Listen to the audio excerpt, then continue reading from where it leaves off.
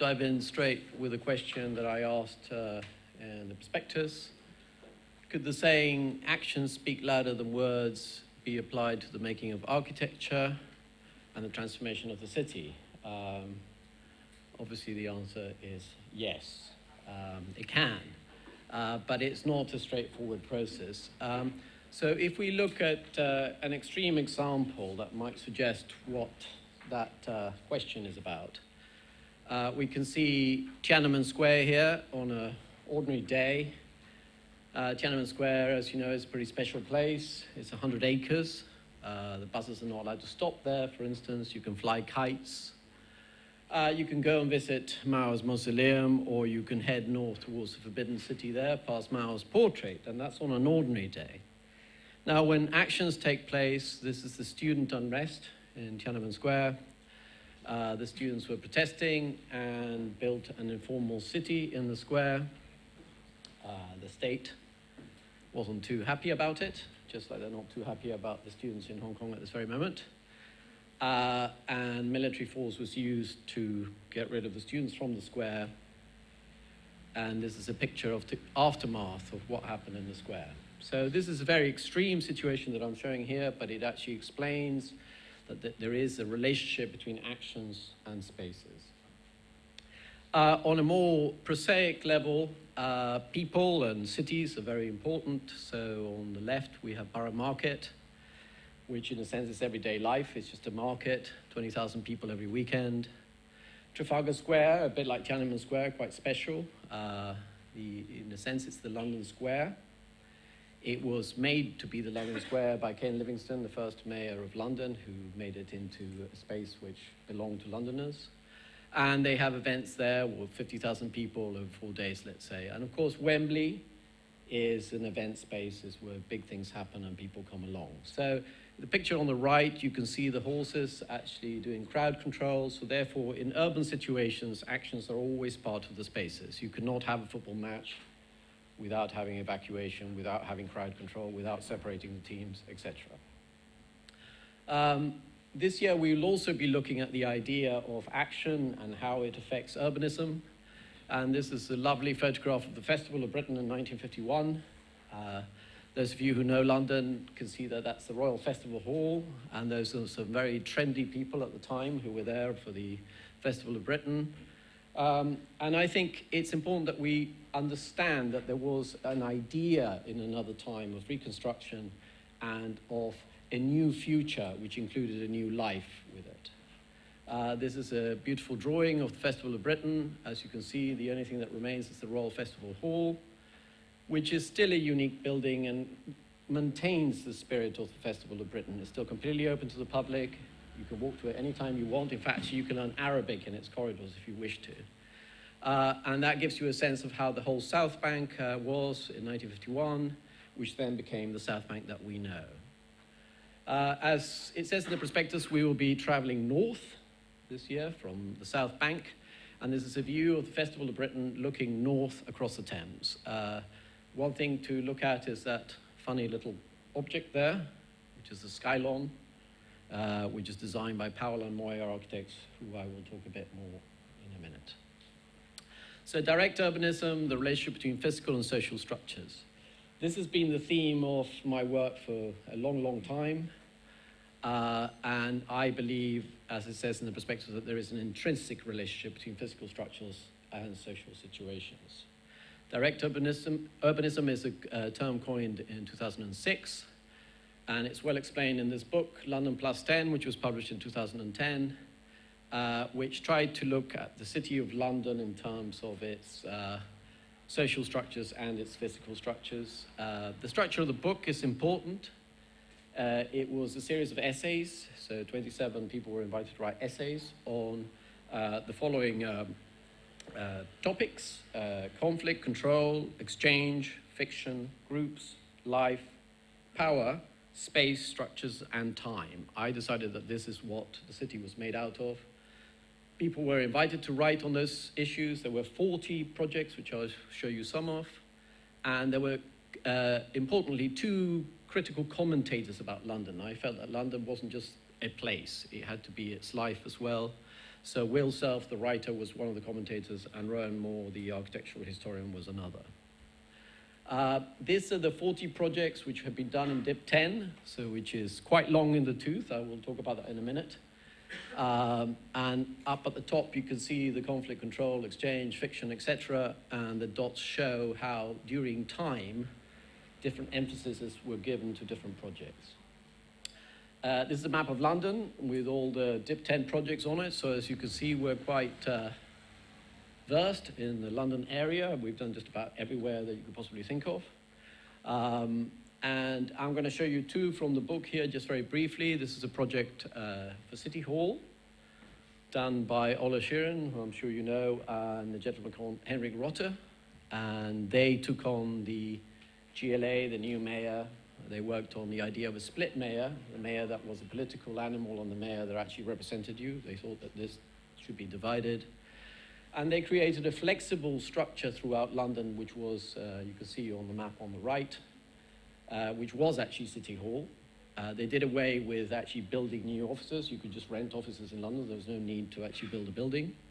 And they had a series of fixed points. This is one outside St. Pancras, which actually was the representation of the building itself. Another project on the other extreme, this is a project by A.L. Weissman, who is now a professor at Goldsmith. And he was interested in this idea of development. As you can see from the prospectus, we will be looking at the idea of development and transformation, which I'll talk about more later. And interestingly enough, he identified this loop between Vauxhall and the north, Pimlico, and the slide at the bottom, which looks like as if Manhattan had landed in London. It hasn't. It was a fiction. You could invest in there. It was like buying derivatives. So in a way, last year when we looked at 9 Elms, they are actually doing it with bricks and mortar. He suggested there was a complete waste of time doing that you could just buy a fictional building and still make an investment. So that shows you two extremes of the type of projects which are in the book. So learning from the city has been a long process in DIP 10. And I think the roots obviously come from the Situationists International in the 50s. They discovered the layers of the city and many of the relationships between physical and social structures that I talk about. Diploma 10 is actually, as I say, long in the tooth, set up in the 70s by Bernard Tschumi. So when I came in the late 70s to the AA, this book was published, the Manhattan Transcripts, which basically changed one's perception of what the city and architecture could be. An event, fictions, and filmic sequences became part of the normal vocabulary of what architecture could be. During the 80s, I was a member of a group called NATO. We produced a series of books. We evolved from the idea of filmic and event into the idea that culture was integral to the making of space. In this group was Nigel Coates, who taught me in DIP 10, and Robert Mull, who's the head of CAS now, who also taught with me for many years in DIP 10. And this is one of my drawings of the market for an exhibition we did at the Air Gallery in Rosebery Avenue in London. So I think I'd like you to consider these very seriously. This is the meat for the year, which is these dichotomies, north-south, utopia and market, and development and transformation. So if we look at north-south, firstly, this is the Abercrombie Plan for London, 1943. You can see actually that already there's a sort of predominance of the north. In fact, you can see the South Bank just about appears as in central London, which is this sort of orange blob. And somehow he was a visionary, and the city has expanded south, so the Shard is included, believe it or not, in his vision of the future. But basically, North London is the one that's important in that map. Last year, we looked at the area on the right-hand side of that slide, which is 9 Elms, which is the biggest development taking place in central London. And I felt that this year we should build upon that and continue that work, but look north. So I mentioned Powell and Moyer earlier on. On the left-hand side, you can see a housing estate, which is called the Churchill Gardens Estate in Pimlico. We will be looking at that area as an opposition to what's happening in 9 Elms. There's another view of it. On the top, you can see the SOM master plan for 9 Elms. We will be collaborating with SOM again this year. We worked with them last year very successfully. And at the lower part of the slide, you can see on the right-hand side, the Churchill Gardens Estate and Dolphin Square, which is below it. So I'm going to show you just a quick sequence of Powell and Moyer's project, which is pretty wonderful, and in fact, it really questions what's happening in 9 Elms, and that's one of the reasons for setting it this year. Powell and Moyer, just to give you something, a challenge in life, won this competition when they were diploma students at the AA, and it took from 1952 till 1964 to actually build the project.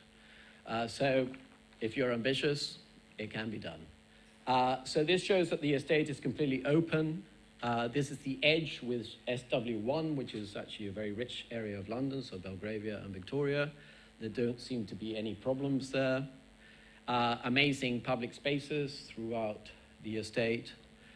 Centralized services, so in fact, right from its inception, it has a central plant that actually provides the services and the heating for all 3,500 units. It still works. We will be going to visit the plant during the year. It has services within the estate itself, which are all work successfully. Amazing greenery, amazing flats. These are the flats that look onto 9 Elms. They're lucky. They're a much smaller scale. They face south, and they've got greenery, so they're doing all right. But they're basically council flats. Wonderful resident I met, been there since 1960, reading her book in her garden in the sunshine. This is the north of the estate on Lupus Street, where it meets Pimlico, and the estate has been sort of incorporated into the city fabric very successfully. Looking from one of the towers, which you have complete access to, towards 9 Elms, the white thing in the background with the cranes is the American Embassy that's being built, and on the right-hand side is River Light development by Richard Rogers on the other side of the river. Okay, so in contrast, this is 9 Elms. This is what that future is. And this is Skidmore's Merrill vision of what's coming, which many people think is better than what I've just shown you in black and white across the road, even though those were only taken last week.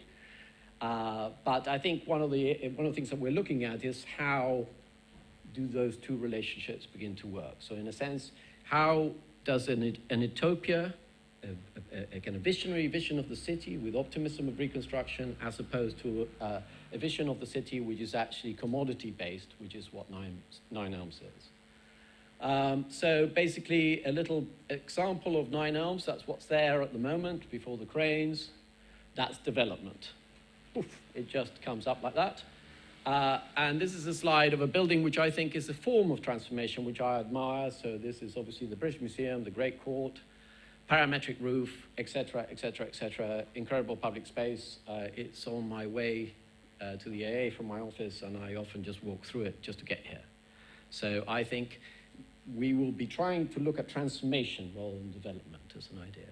Okay, experimentation, architectural language, and transformation of the city. I'll show you two projects, again, which are in the book. First of all, a project by Marcus Meeson called Substitute. This one's interesting for its social content and its architecture. The gentleman on the bottom left is a drug user, a methadone user, sitting in Boots, the chemist. The process at the moment is that they can queue for their methadone in Boots, but only one at a time, so that Boots doesn't begin to look like as if it was doing a service for humankind or for them at all. So Marcus took this on board, and he designed a building, an exchange, which was a warehouse for Boots and a dispensary for methadone users. He did this sort of drawing that showed how the warehouse worked in terms of the transportation of medicines and how the top part of the building worked as a dispensary. And he created a true collaboration between Boots, the NHS, and Camden Council. The building itself, which was quite sophisticated, it worked on temperature in terms of keeping the medicines at the right temperature, et cetera, and the distribution of goods. and details of the facades and so on, which he took to a great degree. And the facades were spread out through the Euston Road. I'm not doing great justice to these projects. It's just so that you get a flavor of what I mean by the experimentation. This is a project for the US Embassy by Jan Willem Pettersen, again, another honors project.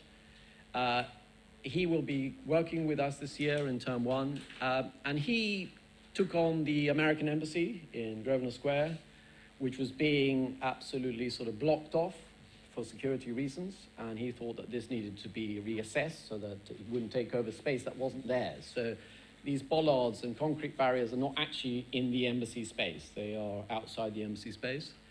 He's quite an unusual gentleman and interested in all sorts of political issues, and he joined the MOD, Diplomatic Protection Unit, as a course while he was in the unit, so he's up there in that photograph.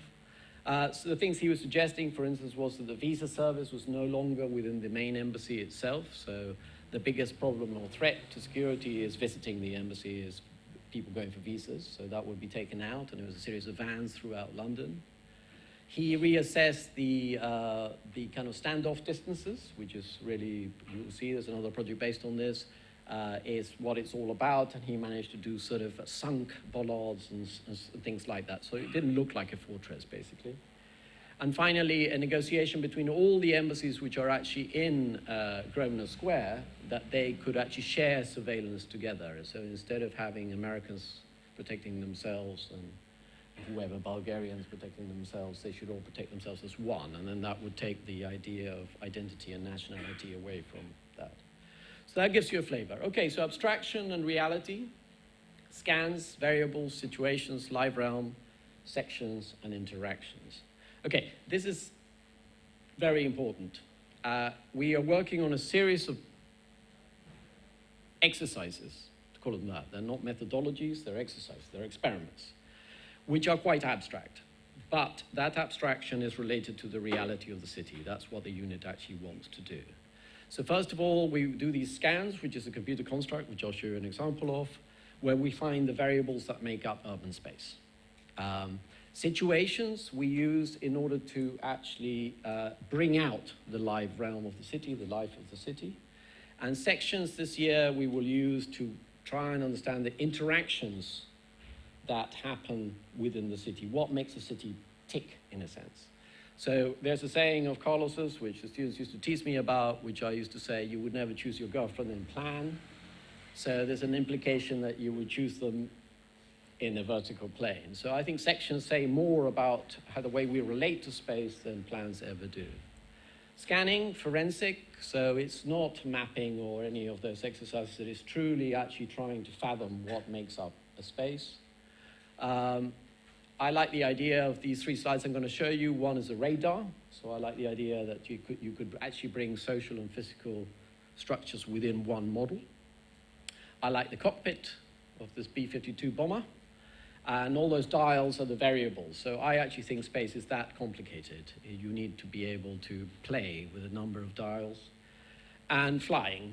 I think the design proposals need to be fluid. They need to actually sort of be something which is for the moment and allow for transformation to take place. This is the scan of last year, which I'm just going to show you some of the layers. So that's one person's scan, which I'll talk about them later. Another one, another one, another one, another one, and the whole caboodle. Okay, so that is our version of 9 Elms last year. Okay, so now situations. I'm going to show you 2 situations. So episode 1 by Nick Green last year. Is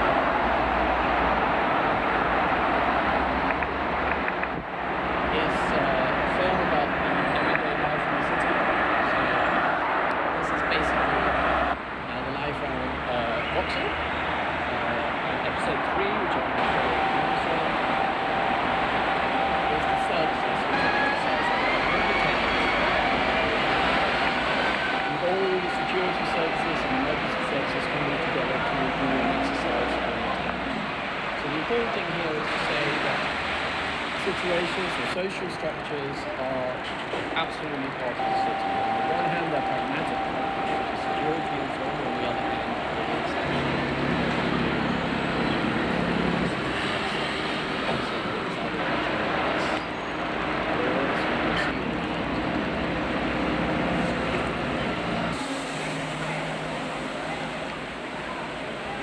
clubbing and maybe drinking just a bit too much. Okay, so that gives you an idea of what the constructed situations and why we were looking at situations. And this is a constructed situation which was much more complicated, done by Veer van Gool. She decided that she wanted to enter this compound of the American embassy that I showed in Jan's project. So she did.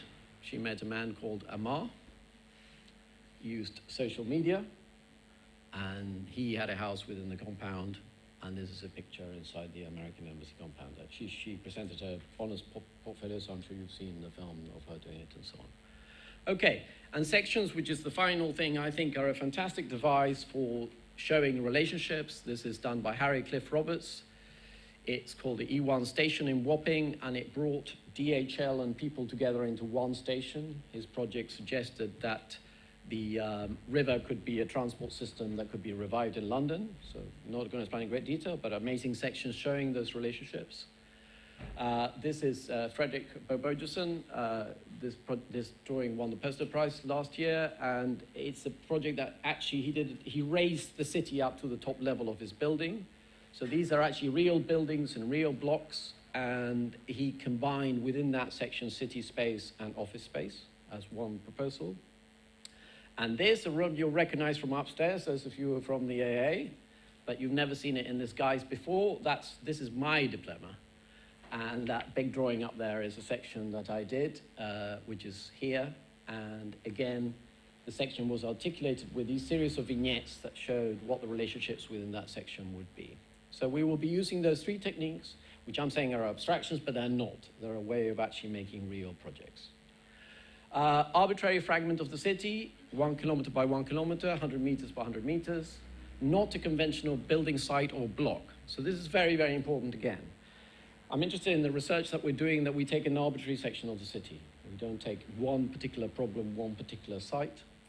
The 1 kilometer by 1 kilometer, in a sense, is saying that you can take a whole fragment of the city, a cursor of the city.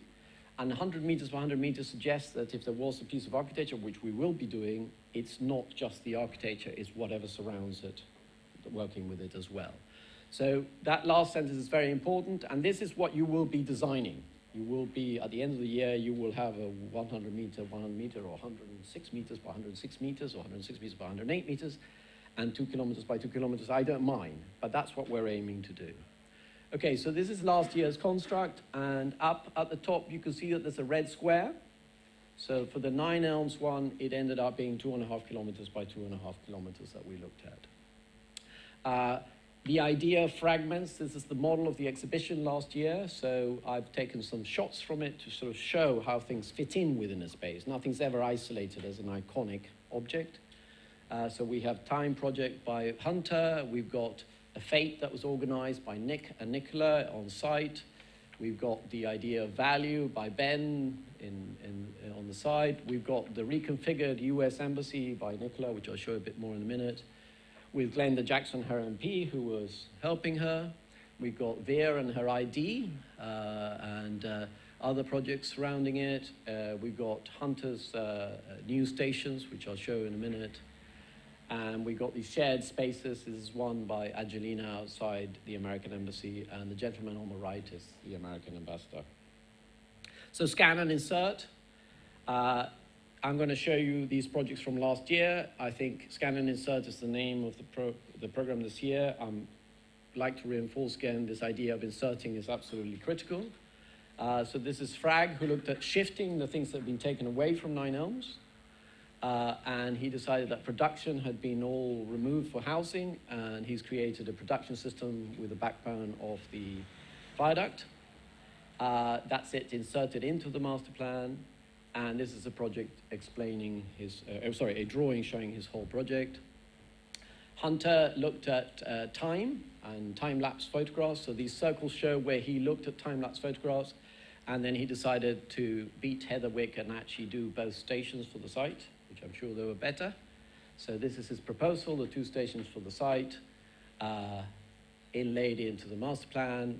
And this is one of the time-lapse photographs of Vauxhall, which begins to show how the live realm is a ghostly world within the physical world.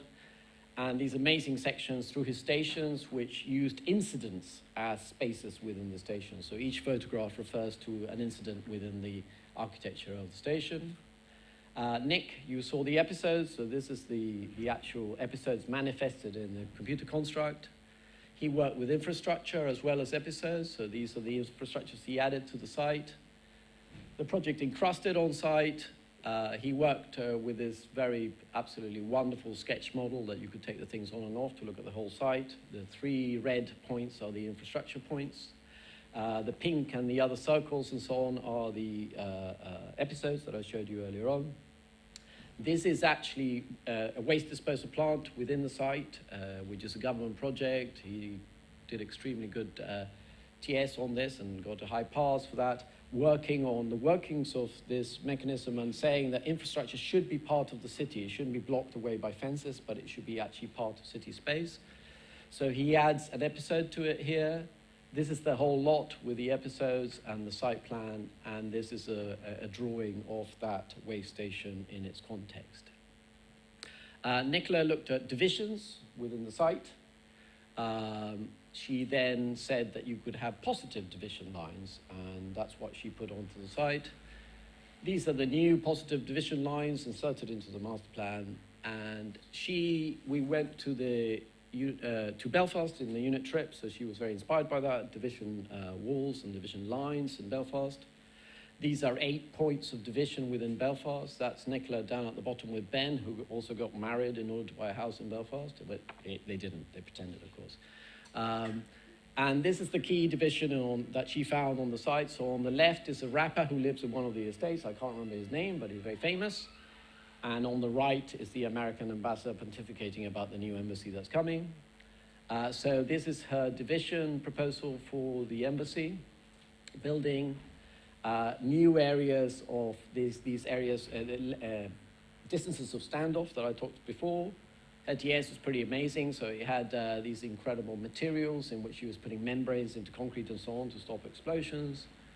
And this is another division within the estate. She sent me this picture of her portfolio.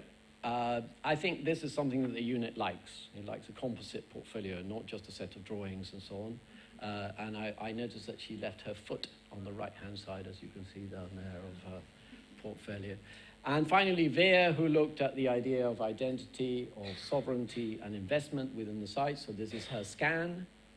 This is the new Dutch embassy that she designed. She showed you before. This is it encrusted into the master plan. And basically very critical. I mean, she worked with diplomats, with planners, with politicians, with investors, with bankers, and of course with Boris as a spearhead of the whole project. She looked about who owns London and how London has become a land bank. She negotiated amongst all these different people. And this is a diagram of the value of land in Nine Elms as she saw it.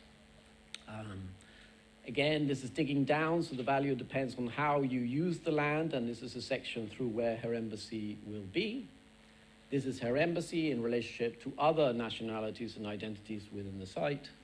And then these, I'm sure she showed to you, but they're interesting. This is a part of the embassy, Dutch embassy. Dutch embassy, of course, wasn't going to be like the American embassy, a protected box. So this is part of it in Sainsbury's, which is a sort of informational library. Part of it in the Arches, which is the visa section. The offices are within one of the new developments. The embassy itself is an open building, so there is no protection whatsoever in the Dutch embassy, which is very Dutch in many ways.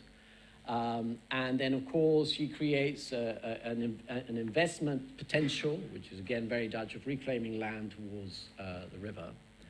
These are all the components in their separate ways, and this is the project as a whole, which you've seen in the illustration they've done.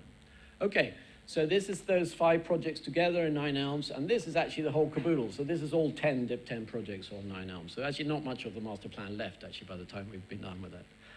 I want to show you this very briefly. I think this is a fantastic insertion project. This is Rothschild's Bank by OMA and Allies and Morrison. I think this is an incredibly successful building that's recently been completed. Here's a picture of it on St. Swithin's Lane, which is as narrow as you can see where this man is, and the project is very clever at actually allowing the secondary space to be part of this tiny alley within the City of London. This is looking through it, so it looks straight across to St. Mary's Walnoth opposite, so it actually has a transparency as a building. It shows you what the Rothschilds are about, very historical, but in a modern setting. This is that space that I talked about. This is the garden onto St. Mary's Walnoth, and by this point, they got a bit cross with me, and this is a security guard who chased me away from the building. So the ambition of OMA was for it to be completely open, but of course not. The security system won't let you do it. Okay, so transformation, we're almost there. Fried egg. Very important is one of Carlos's examples. I think transformation is to do with not creating objects which are isolated. So if you fry an egg, which I'm sure you've all fried an egg, the yellow always seems to be okay, unless you're really bad. And you could never tell what the white is going to be. So some people like it crispy on the outside, sometimes it's big, sometimes it's small. And then the pan is the third area. So I think any intervention is got to have a core, it's got to have a perimeter, and it's got to have a curtilage. So whatever you design has consequences around it. I think two examples of that in London. One is Waterloo Roundabout, which I think is very successful. It's an IMAX. There's no need for a facade, but the facade addresses actually Waterloo Roundabout, and therefore it has an external quality to it. And the other one is Vauxhall Bus Station, which again, I think what catches your eye is not the silly ski jump, it's the area around it and the way that it works. Okay, so this is what the future of London is at the moment. Boris Island, the man with white hair, flying taxis, 9 Elms, South Bank, Heatherwick everywhere, and so on. So my question to you is, what's new for London? Thank you very much.